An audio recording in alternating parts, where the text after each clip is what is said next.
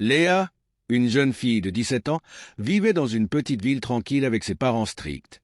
Élevée dans une famille conservatrice, elle avait toujours été la fierté de ses parents. Mais sa vie prit un tournant inattendu lorsqu'elle apprit qu'elle était enceinte de son petit ami, Lucas. La nouvelle la terrifia. Elle hésita pendant des semaines avant de trouver le courage de l'annoncer à ses parents. Quand elle le fit, leur réaction fut brutale. « Tu as détruit notre réputation », s'écria son père, rouge de colère. « Comment as-tu pu nous faire ça? Tu n'es plus la bienvenue ici », ajouta sa mère, les larmes aux yeux. Sans écouter ses explications, ils lui demandèrent de quitter la maison immédiatement. Dévastée, Léa rassembla quelques affaires dans un sac et partit sans savoir où aller. Lucas, en apprenant la nouvelle, fit de son mieux pour la soutenir. Mais étant lui-même jeune et sans ressources, il ne pouvait pas offrir un foyer stable. Léa trouva refuge dans un centre d'accueil pour jeunes en difficulté. Là-bas, elle rencontra des travailleurs sociaux qui l'aidèrent à trouver un emploi et un logement temporaire.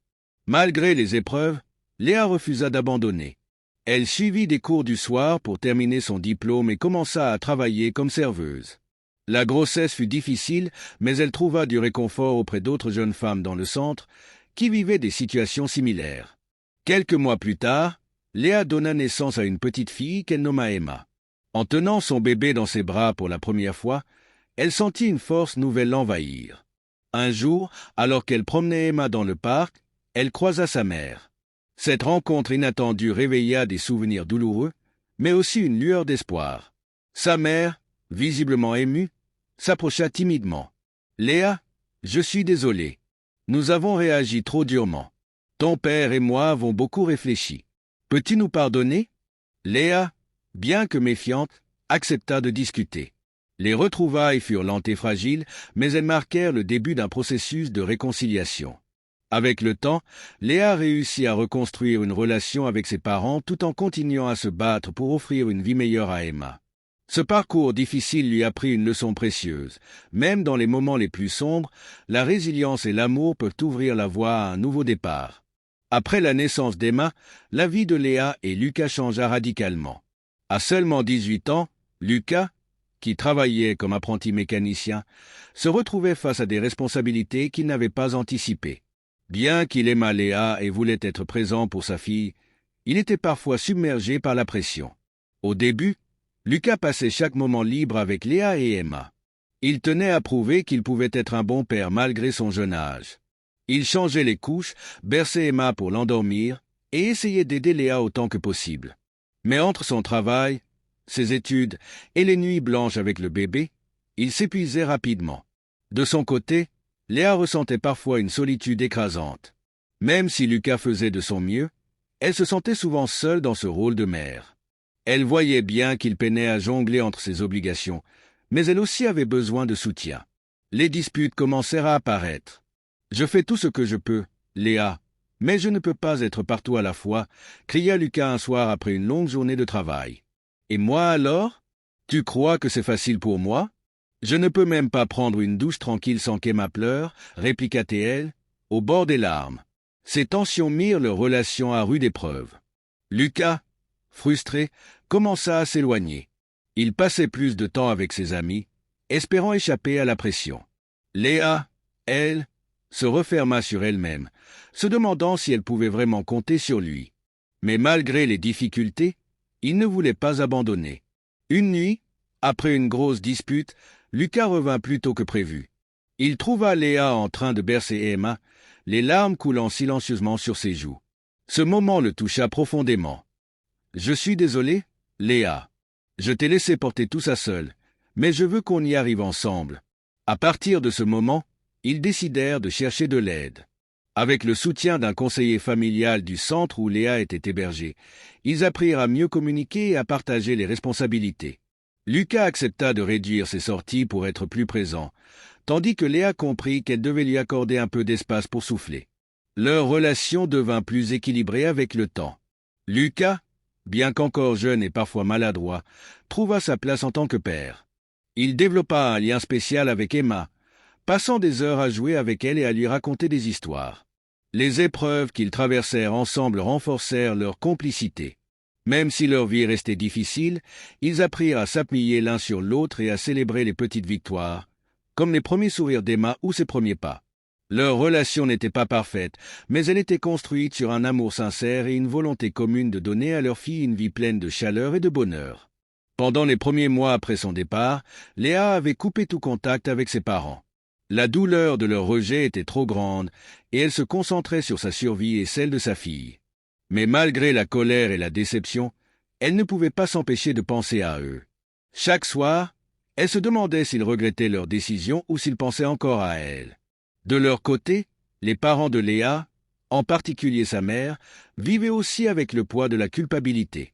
Bien qu'ils fussent furieux au départ, la maison semblait vide sans leur fille.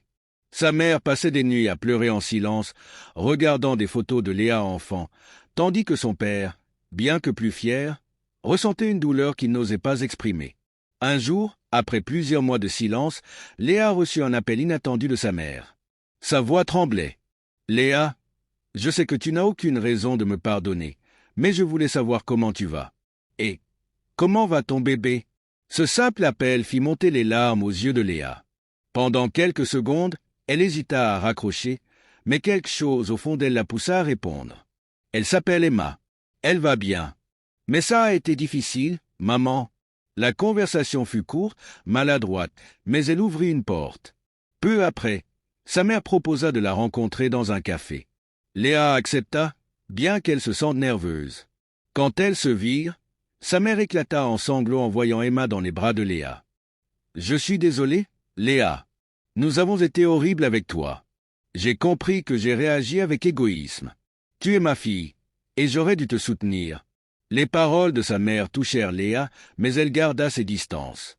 Elle avait besoin de temps pour digérer la douleur de leur rejet. Cependant, elle accepta que sa mère vienne voir Emma de temps en temps.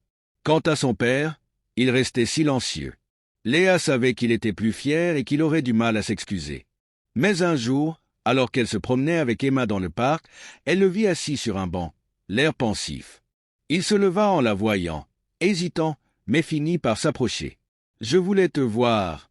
Je suis désolé, Léa. Je pensais que te mettre à la porte te ferait réfléchir, mais je n'ai fait que te blesser. Je ne savais pas comment gérer ça. Je veux te connaître à nouveau. Et connaître ma petite fille. » Les mots de son père furent sincères, et pour la première fois, Léa sentit qu'il essayait vraiment. Petit à petit, les visites de ses parents devinrent plus fréquentes. Ils commencèrent à offrir leur aide, que ce soit pour garder Emma ou pour soutenir Léa dans ses démarches. Sa mère tricotait de petits vêtements pour Emma, tandis que son père la surprenait avec des jouets. La réconciliation ne fut pas instantanée. Il fallut du temps pour reconstruire la confiance, mais avec chaque moment passé ensemble, les blessures du passé s'atténuèrent. Ses parents finirent par reconnaître qu'Emma était une bénédiction, et leur lien familial retrouva une nouvelle forme, plus forte et plus honnête. Léa apprit à pardonner, et ses parents apprirent à accepter que leurs enfants pouvaient faire des erreurs sans cesser de mériter leur amour. Ensemble, ils reconstruisirent une famille, non pas parfaite, mais unie par l'amour et le désir de mieux faire. Un pardon profond et une famille recomposée. Au fil des mois, la relation entre Léa et ses parents se transforma en quelque chose de plus fort et de plus authentique. Sa mère, désormais présente presque chaque semaine, développa une relation tendre avec Emma. Elle aimait la bercer, lui chanter des comptines et lui raconter des histoires sur l'enfance de Léa. Un jour, en aidant Léa à plier du linge, sa mère lui dit « Tu sais, Emma est une bénédiction. Grâce à elle, j'ai appris que l'amour est plus important que la fierté. Tu es une mère incroyable, Léa. Je suis tellement fier de toi. » Ces mots touchèrent profondément Léa, dissipant une partie des doutes qu'elle portait encore sur ses épaules. Quant à son père, il restait moins démonstratif, mais il montrait son affection de manière subtile.